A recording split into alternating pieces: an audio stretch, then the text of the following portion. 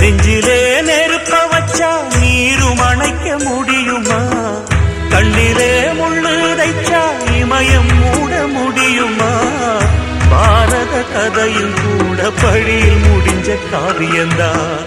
இருப்பதும் இறப்பதும் அந்த இயற்கையோட கையில, இருப்பதும் இறப்பதும் அந்த இயற்கையோட கையில. நான் மறைஞ்ச பின்னும் நிலைப்பது என் உயிர் எழுதும் கதையில.